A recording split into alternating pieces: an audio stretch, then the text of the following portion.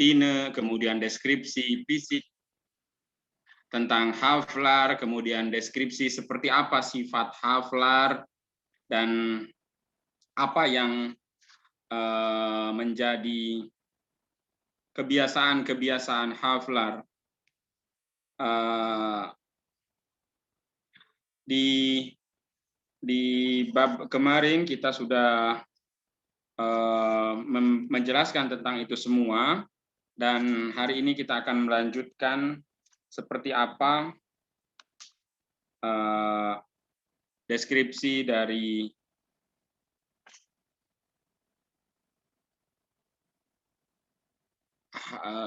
Oke, baik. Nah, ini sudah ada share screen-nya. Kita akan membaca yang kita tampilkan. Mas Rudi, Mbak Virginia, selamat datang. Yang ditampilkan di sini adalah Max Havelaar, terjemahan dari Mbak Ingrid Nimpoeno, yang diterbitkan oleh penerbit Narasi Jogja. Maaf, penerbit Narasi Jogja.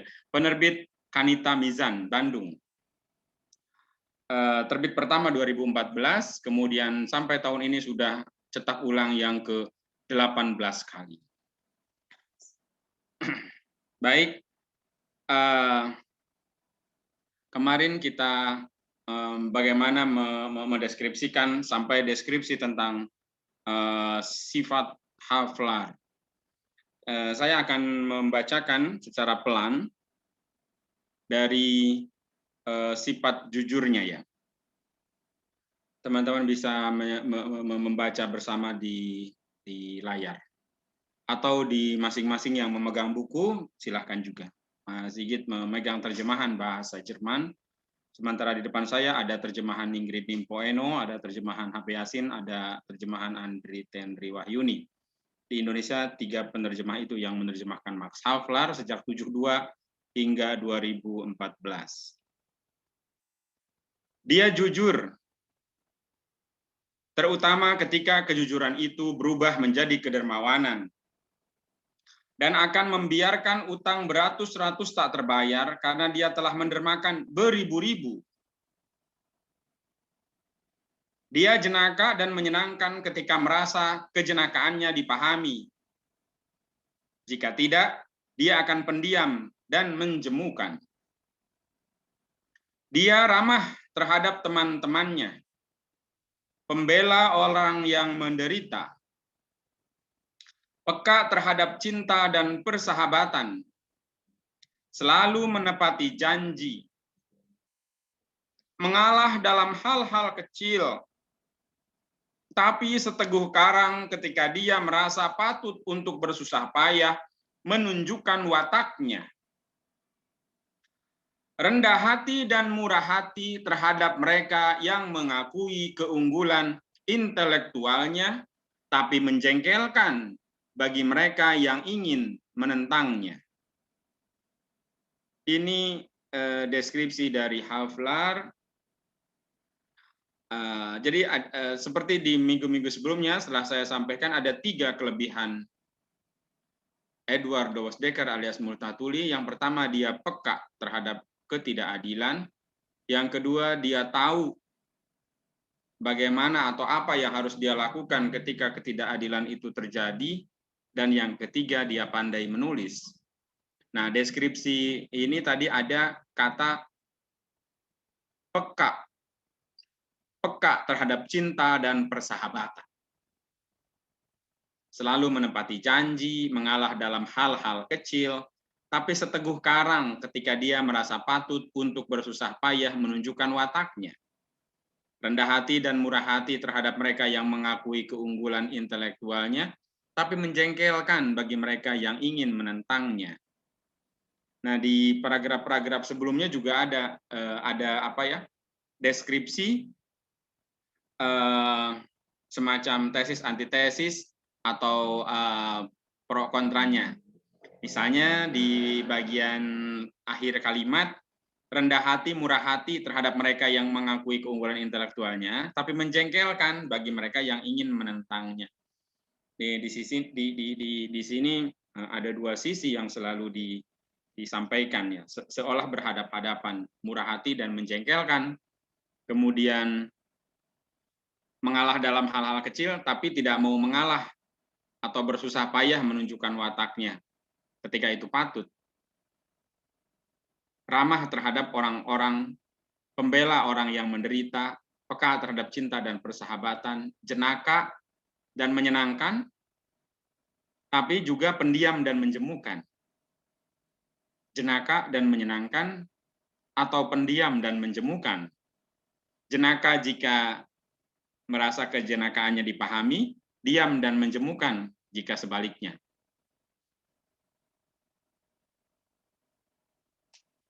Kita lanjut ya. Kalau ada yang mau menyela atau memberikan masukan atau tanggapan, silahkan langsung di ini aja. Kita lanjutkan teman-teman. Harga dirinya yang tinggi menjadikannya orang yang jujur, tapi terkadang dia pendiam. Ini penjelasan seperti tadi ya, jujur di awal paragraf sebelumnya. Tapi pendiam, tapi terkadang dia pendiam ketika merasa khawatir keterus terangannya salah dipahami sebagai ketidaktahuan. Peka terhadap kebahagiaan jasmani maupun ruhani. Pemalu dan tidak fasih berbicara ketika merasa tidak dipahami, tapi fasih ketika merasa bahwa kata-katanya bagai jatuh di tanah subur. Lambat ketika tidak didesak oleh dorongan yang berasal dari jiwanya sendiri, tapi giat dan bersemangat ketika dorongan itu muncul. Selain itu, dia ramah, sopan, dan bersikap dalam bersikap, dan perilakunya tidak bercela. Itulah sedikit gambaran mengenai karakter Havelaar. Kukatakan sedikit karena jika semua definisi sangatlah sulit untuk dijabarkan. Inilah terutama kasusnya ketika menjelaskan seseorang yang jauh berbeda dari tipe manusia biasa. Itu minggu lalu sampai di kalimat tersebut. Jadi ini sedikit dari deskripsi karakter maupun sifat, sikap maupun fisik dari Havelaar, serta Tine sebelumnya, istrinya. Everdeen Huberta Baroness van Wijsenbergen, yang dinikahi Multatuli, Edward Doosdekker di Cianjur. Tine, pahlawati Havelaar, yang menemani Multatuli dari sejak awal. Kita lanjut teman-teman. Kurasa ini juga menjadi alasan mengapa penyair romansa pada umumnya menjadikan pahlawan mereka sebagai setan atau malaikat. Hitam dan putih mudah digambarkan, tapi jauh lebih sulit untuk menghasilkan variasi di antara kedua ekstrim ini. Ketika kejujuran harus dihargai, dan kedua sisinya tidak berwarna terlalu gelap atau terlalu terang. Hitam dan putih mudah digambarkan, tapi jauh lebih sulit untuk menghasilkan variasi di antara keduanya. Ketika kejujuran harus dihargai dan kedua sisinya tidak berwarna gelap atau tidak terlalu terang, tidak terlalu gelap atau terlalu terang. Hitam dan putih mudah digambarkan, tapi jauh lebih sulit untuk menghasilkan variasi di antara kedua warna tersebut.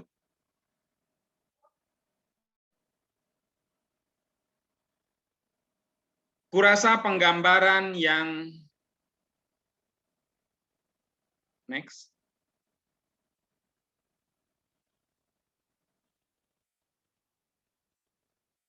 Iya, lanjut Hendra.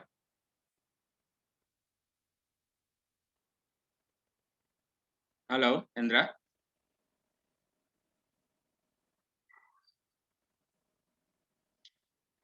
Kurasa penggambaran yang kuupayakan untuk Havelaar itu sangatlah tidak sempurna. Ini di sini maksudnya Stern sebagai pencerita. Bahan-bahan yang ada di hadapanku sangat luas sifatnya sehingga menghalangi penilaianku. Oh, jadi kemana, Andra? Ke sini ya? Oke. Kuupayakan untuk Havelaar itu sangatlah tidak sempurna. Bahan-bahan yang ada di hadapanku sangat luas sifatnya, sehingga menghalangi penilaianku karena kekayaannya yang berlimpah Dan mungkin aku akan kembali mengacu pada penggambaran itu sebagai pelengkap ketika mengungkapkan peristiwa-peristiwa yang ingin kuceritakan kepadamu. Yang pasti, Havlar adalah lelaki yang tidak biasa dan patut dipelajari dengan saksama.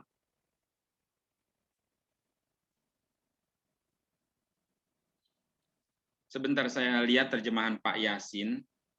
Apakah patut di sini maksudnya tidak patut atau patut ininya apa? Penerjemahannya seperti apa?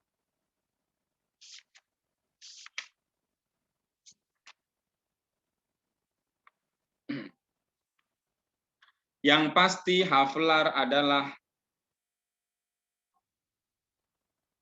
lelaki yang tidak biasa dan patut dipelajari dengan saksama. Tapi tentu saja patut dipelajari tentunya.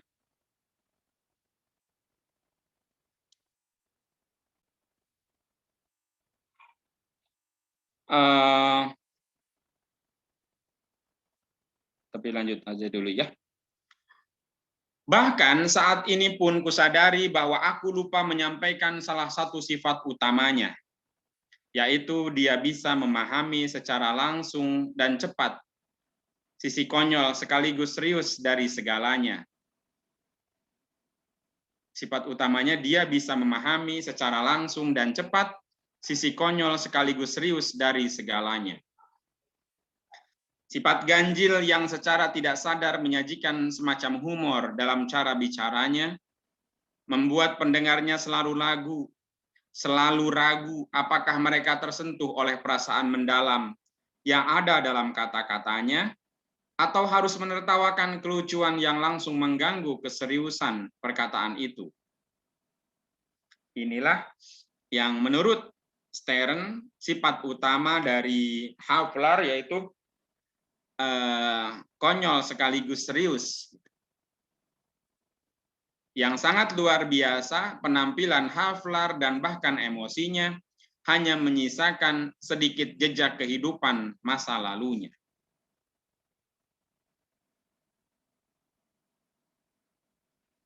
Menyombongkan pengalaman telah menjadi kekonyolan yang lazim, yang banal, yang biasa. Menyombongkan pengalaman telah menjadi kekonyolan yang lazim. Ada orang-orang yang hanya mengapung selama 50 atau 60 tahun di sungai, tapi mengira diri mereka sedang berenang.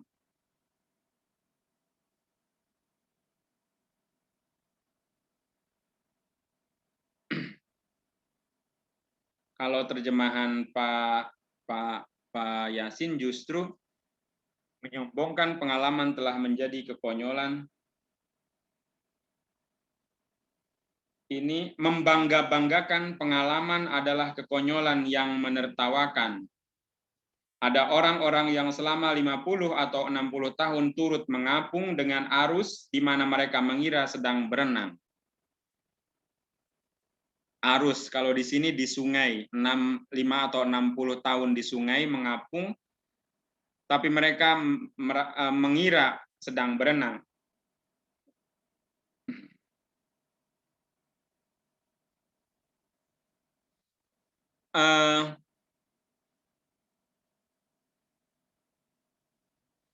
Yang sangat luar biasa, kalau ini Mbak Ingrid sebaliknya biasanya lebih panjang lebar, ini lebih simpel. Yang sangat luar, yang bagian paragraf atas, kedua terakhir, yang sangat luar biasa penampilan Havlar dan bahkan emosinya hanya menyisakan sedikit jejak kehidupan masa lalunya. Tapi yang Pak Yasin lebih langsung to the point, menarik perhatian bahwa air mukanya dan malahan perasaan-perasaannya sedikit sekali memperlihatkan bekas-bekas kehidupan di masa silam. Ya mirip-mirip sih. Hanya maksudnya kalau Mbak Ingrid lebih ke yang sangat luar biasa. Kalau penampilan Havlar menyisakan sedikit jejak kehidupan masa lalu, tapi menurut Pak Yasin sedikit sekali memperlihatkan bekas-bekas kehidupan di masa silam. Baik. Jika teman-teman mengikuti, ada Instagram Festival Seni Multatuli yang juga menulis quote ini. Menyombongkan pengalaman telah menjadi kekonyolan yang lazim. Ada orang-orang yang hanya mengapung selama 50 atau 60 tahun di sungai, tapi mengira diri mereka sedang berenang. Ada orang-orang yang selama 50 atau 60 tahun turut mengapung dengan arus di mana mereka mengira sedang berenang. Ini seolah perumpamaan bahwa banyak yang terlibat di dalam suatu peristiwa, namun bukan aktor utama, bukanlah mereka yang sesungguhnya, hanya sekedar mengikuti arus. Walaupun hanya bisa mengatakan bahwa selama itu mereka telah pindah dari jalan A ke jalan B. Orang-orang itu menyombongkan pengalaman mereka seakan mereka telah melakukan hal besar.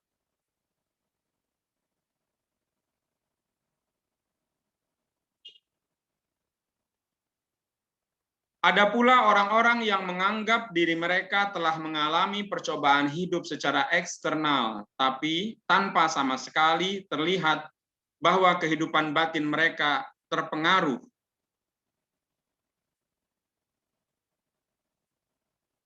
Aku bisa membayangkan bahwa menyaksikan atau bahkan ikut serta dalam peristiwa-peristiwa penting akan sedikit memengaruhi atau sama sekali tidak memengaruhi jiwa beberapa orang.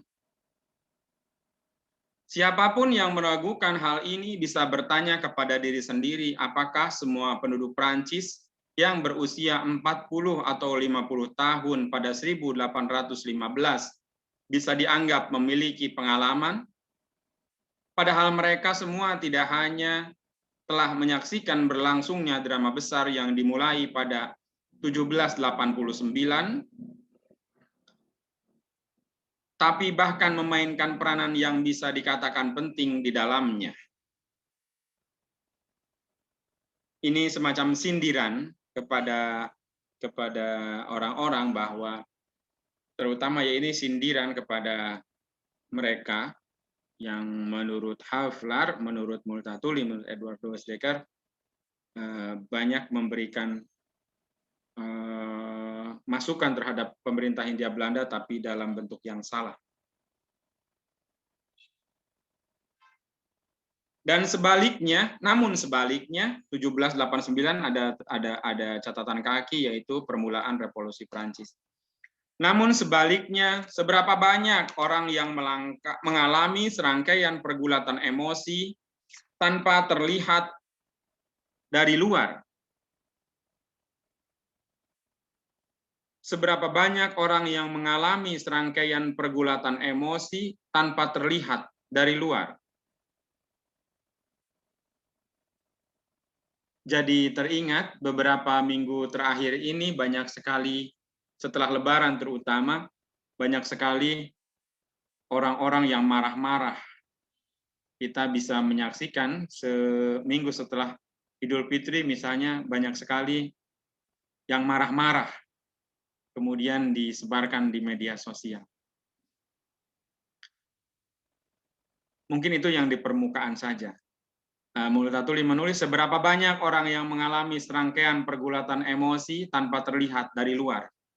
Dan tentu saja jauh lebih banyak mereka yang menyimpan rapat peristiwa-peristiwa penting, emosi-emosi mereka tanpa harus terlihat di media sosial.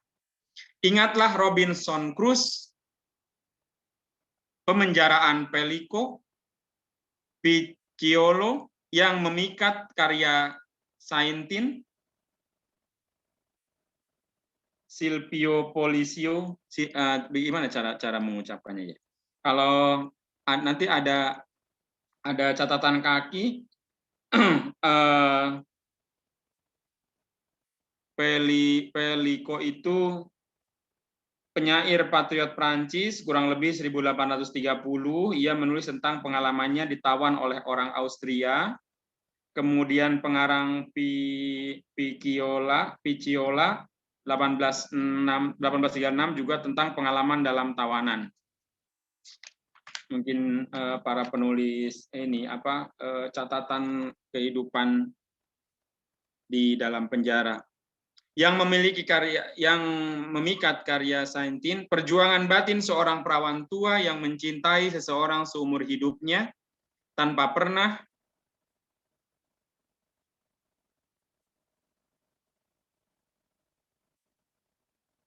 membuka rahasia, next, Endra, tanpa pernah, oke, lanjut,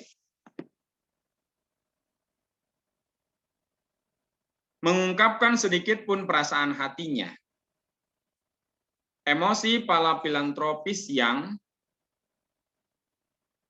tanpa terlihat secara eksternal dalam jalannya peristiwa-peristiwa, begitu memperhatikan kesejahteraan sesama warga negara atau sesama makhluk. Para dermawan terlibat secara eksternal dengan jalan peristiwa, begitu memperhatikan kesejahteraan sesama warga negara atau sesama makhluk, betapa dia silih berganti berharap dan khawatir, betapa dia mengamati setiap perubahan. Bersemangat terhadap gagasan mulia dan berkobar kemarahannya ketika melihat gagasan itu disingkirkan dan diinjak-injak oleh mereka yang setidaknya selama beberapa waktu lebih berkuasa daripada gagasan mulia itu. Saya ingin mencoba membaca terjemahan Pak H.B. Yasin tentang paragraf ini. Saya bacakan sedikit, teman-teman. Dan sebaliknya betapa banyak orang yang mengalami serentetan perasaan-perasaan, sedangkan tidak ada alasan untuk itu melihat keadaan lahiriahnya. Ingatlah kepada roman-roman Crusoe, kepada Silvio Polisio yang dipenjarakan, kepada Picciola yang manis dari Saintin. Perjuangan batin seorang perawan tua yang seluruh hidupnya mencintai seseorang tanpa membuka rahasia dengan sepatah kata pun apa yang bergolak dalam hatinya. Ingatlah kepada perasaan-perasaan seorang pencinta manusia yang pada lahirnya tidak kelihatan terlibat dalam peristiwa-peristiwa, namun penuh perhatian terhadap kesejahteraan sesama warga atau sesama manusia. Betapa ia silih berganti berharap dan khawatir, betapa ia memperhatikan setiap perubahan. Gembira karena suatu pikiran yang mulia dan berkobar-kobar karena marah jika ia melihat pikiran itu disisihkan dan diinjak-injak oleh orang yang untuk sementara lebih kuat dari pikiran-pikiran yang indah itu. Nah, ini terjemahan Pak Yasin lebih runut, lebih runtut, lebih mudah dipahami. Maksudnya emosi para filantropis, ini terjemahan Mbak Ingrid Nimpoeno, mungkin dari bahasa Inggris, jadi diterjemahkan langsung menjadi filantropis, sementara terjemahan Pak H.B. Yasin tidak menggunakan kosakata itu, tidak menggunakan kata filantropis, tapi menggunakan kata seorang pencinta manusia. Kita lanjut. Ingatlah kepada seorang ahli pikir, ingatlah ahli filsafat yang berupaya mengajarkan arti kebenaran kepada semua orang, walaupun harus mengakui bahwa suaranya ditenggelamkan oleh kemunafikan mendalam atau dukun palsu petualang.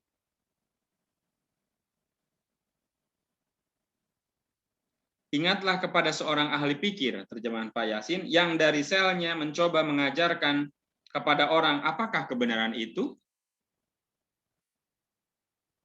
Kemudian ia menyadari bahwa suaranya hilang di tengah-tengah teriakan orang-orang yang munafik,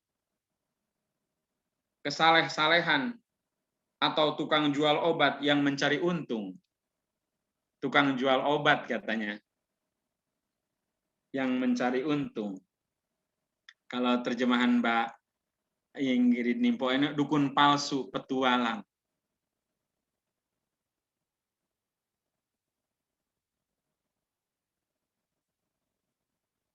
Bayangkanlah Sokrates, ingatlah Sokrates, bukan ketika dia menghabiskan isi cangkir beracun.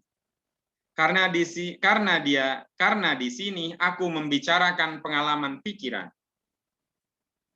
Dan bukan sesuatu yang muncul karena keadaan eksternal. Betapa sedih jiwanya ketika dia yang mencintai kebenaran dan kejujuran mendengar dirinya sendiri disebut perusak kaum muda dan penista dewa-dewa. Atau lebih baik lagi, ingatlah Kristus yang memandang Yerusalem dengan kesedihan mendalam dan mengeluh bahwa Yerusalem tidak mengindahkan. Tangisan kesedihan semacam itu yang melebihi cangkir beracun atau salib bukanlah berasal dari hati yang belum pernah mengalami cobaan. Pasti ada penderitaan, pasti ada pengalaman. Saya baca terjemahan Pak Yasin. Atau lebih baik lagi, ingatlah kepada Kristus ketika ia dengan sedih merenung memandang Yerusalem dan mengeluh bahwa Yerusalem tidak mau mengindahkan. Jeritan duka cita semacam itu sebelum piala berisi racun atau kayu salib bukanlah keluar dari hati yang tiada luka.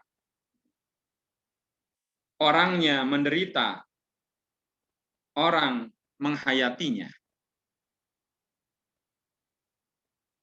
Ada subjeknya. Kalau Mbak Ingrid nggak ada subjeknya. Pasti ada penderitaan, pasti ada pengalaman. Kalau Mbak Yasin, Pak Yasin, orangnya menderita, orang menghayatinya. Orang yang menderita adalah orang yang menghayati. Lepaslah kata-kata itu, teatral itu. Luapan perasaan itu telah lolos dariku. Walaupun kini sudah tertulis dan akan tetap bertahan. Haflar telah mengalami banyak hal. Apakah kau menghendaki misalnya sesuatu yang bisa menandingi perpindahan dari jalan A? Haflar telah mengalami kehancuran lebih dari satu kali. Dia telah mengalami kebakaran, pemberontakan, pembunuhan, perang, duel kemewahan, kelaparan, kolera, cinta, dan mencintai. Dia telah mengunjungi Prancis, Jerman, Belgia, Italia, Swiss, Inggris, Spanyol, Portugal, Rusia, Mesir, Arab, Hindia, Cina, dan Amerika. Sedangkan mengenai cobaan hidup, dia mendapat banyak kesempatan untuk meraih pengalaman itu.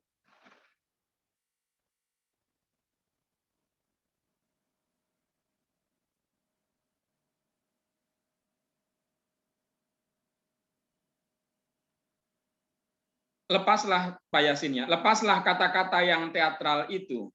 Sekarang kata-kata itu sudah saya tuliskan, biarlah tetap di sana. Haflar telah banyak mengalami. Apakah Anda menghendaki sesuatu yang lebih hebat dari pindah rumah dari jalan A? Ia berkali-kali kapalnya karam. Dalam buku hariannya ia mencatat kebakaran, pemberontakan, pembunuhan secara hianat, perang tanding, kekayaan, kemiskinan, kelaparan, kolera, percintaan, dan cinta-cinta. Ia telah mengunjungi Prancis, Jerman, Belgia, Italia, Swiss, Inggris, Spanyol, Portugal, Rusia, Mesir, Arab, India, Cina, dan Amerika. Ada yang beda di sini. Hindia, harusnya India. India, bukan Hindia. Tapi kita lihat di terjemahan yang lain, apakah yang dimaksud adalah Hindia atau memang India. Karena kalau yang dimaksud India, yang India, sementara Hindia adalah Nusantara.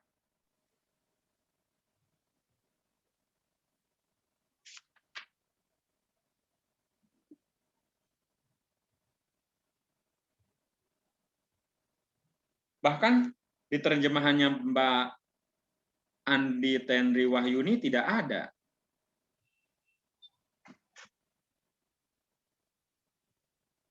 Di terjemahannya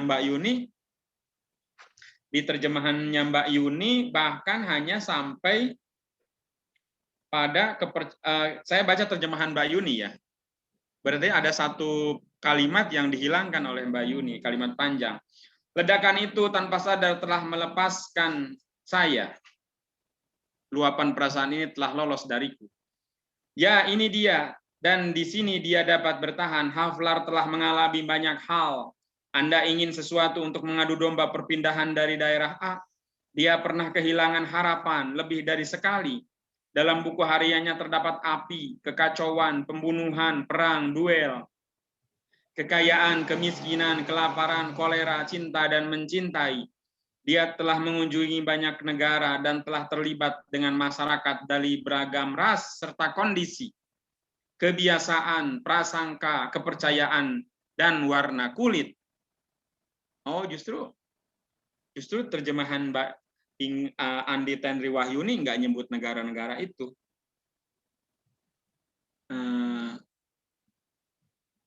Tadi Mas Sigit menulis di terjemahan bahasa Jerman mah ada nulisnya India ya, bukan Hindia. Yang menarik di narasi Jogja justru tidak menyebutkan nama-nama tempat atau negara-negara ini. Nanti saya periksa di terjemahan ini bahasa Jerman aslinya dari Penguin. Kita lanjut ya teman-teman. Dia sesungguhnya memang telah mengalami banyak hal dan tidak melewati kehidupan tanpa menampung begitu banyak kesan yang ditawarkan kepadanya. Terbukti dari kecepatan pikiran dan kerentanan jiwanya. Semua orang yang tahu atau bisa membayangkan seberapa banyak yang pernah dialami atau diderita Haflar akan merasa takjub betapa sedikit hal itu terlihat di wajahnya. Jelas ada sesuatu yang menyerupai kelelahan di wajahnya, tapi ini lebih mengingatkanmu pada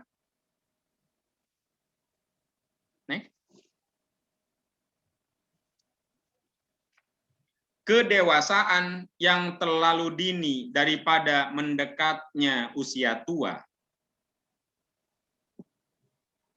Jadi memang ada garis-garis di wajahnya, tapi bukan tanda kelelahan, namun lebih pada tanda kedewasaan yang terlalu dini daripada mendekatnya usia tua, katanya. Karena di Hindia, maksudnya di Nusantara di sini, di kita di Indonesia, karena di Hindia seorang lelaki berusia 35 tahun tidak lagi dianggap muda. Bagi pemain sepak bola usia 35 tahun itu harus mulai gantung sepatu, udah dianggap terlalu tidak lagi muda.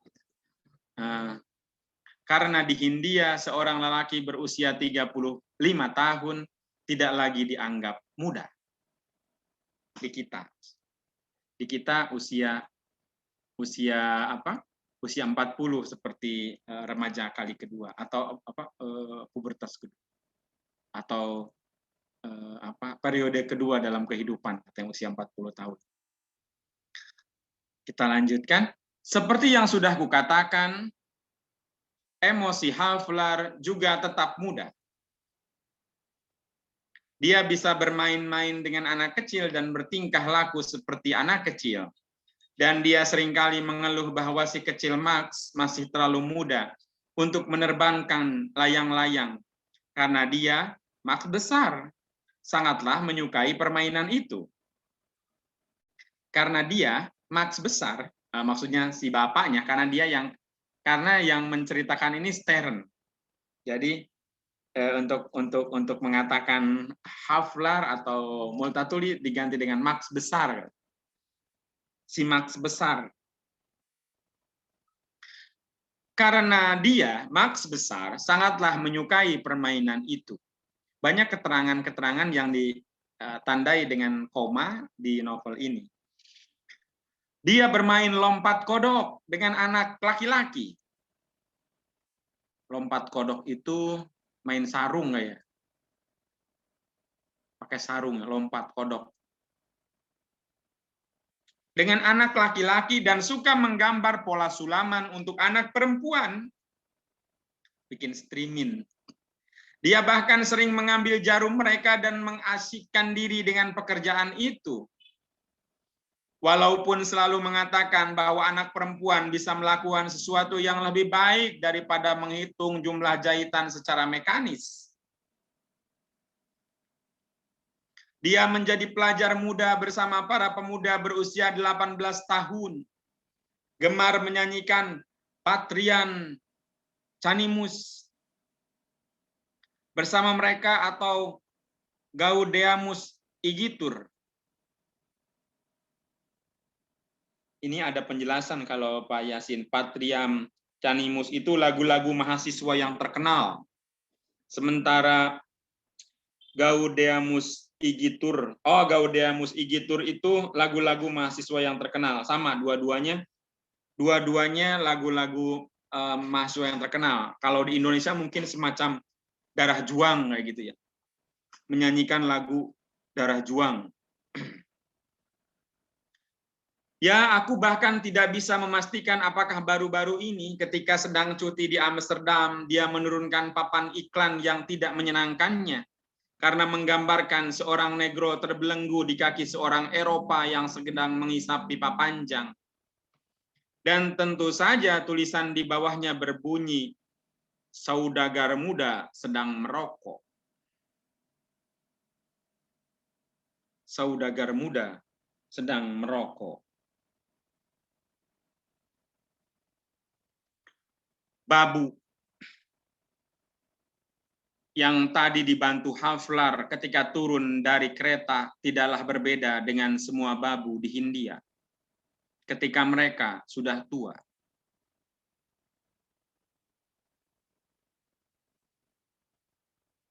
Ini tiba-tiba meloncat ke halaman-halaman jauh sebelum ini, bercerita tentang seorang babu yang dibantu Haflar ketika turun dari kereta. Jadi ini semacam penjelasan yang terakhir, yang mengakhiri awal bab ketika mereka turun dari kereta, dari Serang ke Lebak melalui Pandeglang. Babu dalam tanda kutip, yang tadi dibantu Haflar ketika turun dari kereta, tidaklah berbeda dengan semua babu di Hindia ketika mereka sudah tua. Jika kau mengenal pelayan semacam itu, aku tidak perlu menjelaskan bagaimana penampilannya. Dan jika kau tidak tahu, aku tidak bisa menjelaskannya kepadamu. Yang membedakan babu itu dari para pengasuh lainnya di Hindia adalah sedikitnya jumlah pekerjaan. Karena Madam Haflar mengurus sendiri anaknya dan melakukan sendiri segala yang harus dilakukan untuk atau dengan si kecil Max.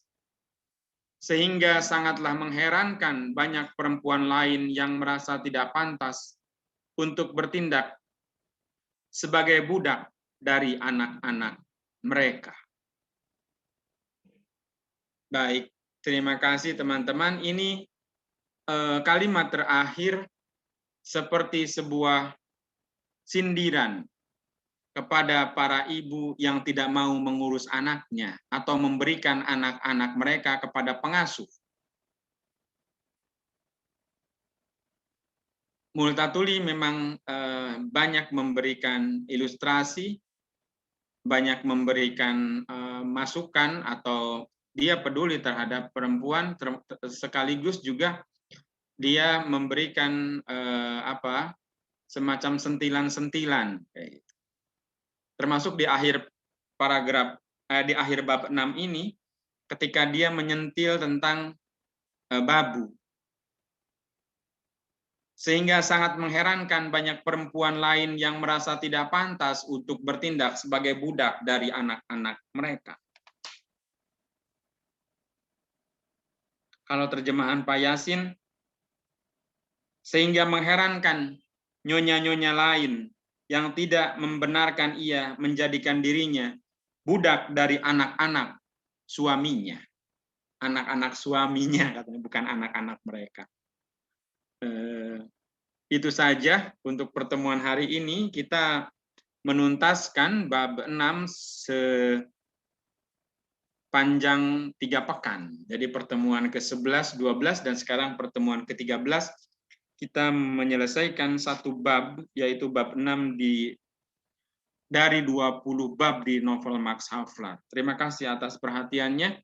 Jika ada yang ingin menyampaikan sesuatu, silakan. Terima kasih. Ya, terima kasih untuk Pak Ubay atas pembacaannya di bab 6. Mungkin bagi teman-teman ada yang ingin ditanyakan atau ada sanggahan atau mungkin diskusi lebih lanjut, silahkan dibuka mic-nya. Atau Mas Sigit ingin ada tambahan mungkin silakan, hal-hal yang Mas. menarik dalam pembacaan Max Havelaar dalam bahasa Jerman? Silahkan.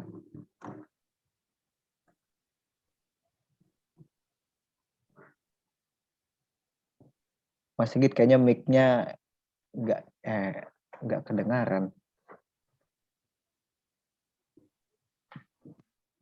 Mic-nya nggak bisa ya aku ya. Nah, Bisa kedengaran nggak? Bisa. Bisa. Bisa. Oke. Ubay, ini tadi narasi semua ya, narasi Stern tentang Max Havelaar ya. Panjang sekali ya narasinya ya. Bagus sekali. Bisa dengar ya? Ya. Bisa dengar. Tadi disebutkan siapa namanya Max Havelaar ini, Multatuli ini pernah ke Swiss ya, pernah ke Swiss kan. Di dalam Max Havelaar ini itu ada foto air terjun Schaffhausen namanya. Saya nggak tahu di halaman mana ya, tapi aku pernah lihat ada foto air terjun Schaffhausen yang besar di Swiss. Dan itu foto itu pernah saya foto, itu saya kirim ke Ubay itu di CCL dulu ya. Ingat nggak Ubay? Ya berarti memang benar kalau dia pernah ke Swiss, dia menggambarkan sebuah air terjun besar di Eropa, di seluruh Eropa. Yang terbesar air terjunnya itu ada di Swiss, namanya Schaffhausen. Itu aja.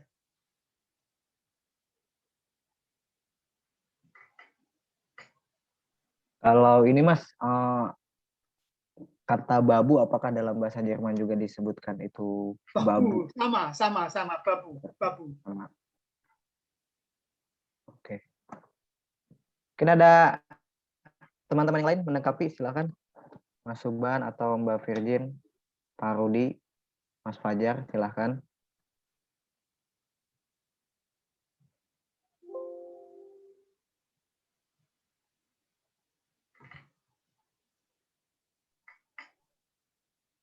Ya, jika tidak ada, kita akhiri saja pembacaan kita untuk hari ini, ditutup di bab 6 tentang penjelasan babu. Kita akan... Gimana? Sebentar, Ratu. Mas Sigit, kenapa, Mas? Benar nggak ada air terjun besar namanya Schaffhausen? Benar ya? Betul. Di halaman mana itu? Di bab berapa itu? Aku ingat tuh. Itu nanti di mulai bab 7 atau bab 8, bab selanjutnya, Mas. Itu artinya apa? Emang benar kan? Ya nggak? Aku fotonya pernah tak kirim kamu, nggak salah ya? Oke, lanjut, bagus. Karena ada Swiss, betul. Ya. Ya udah kita akhiri saja. Terima kasih. Kita akan bertemu lagi minggu depan. Mulai masuk bab 7. Seperti biasa hari Kamis. Kemungkinan besar minggu depan ada orang Belanda satu ya, Be. Terima kasih, siap. Ya, namanya Linda. Jadi sekarang posisinya dia sedang di Kurdi, di Turki. Jadi suaminya orang Kurdi, tapi dia tinggal di Swiss. Jadi saya flyermu tak kirim ke dia, dia bilang, wah saya di Kurdi nggak ada signal gitu. Tapi minggu depan ikut, ya mudah-mudahan. Baik. Baik, terima Mantap. kasih. Terima kasih Mas Uban. Selamat sore dan sampai jumpa minggu depan. Dah.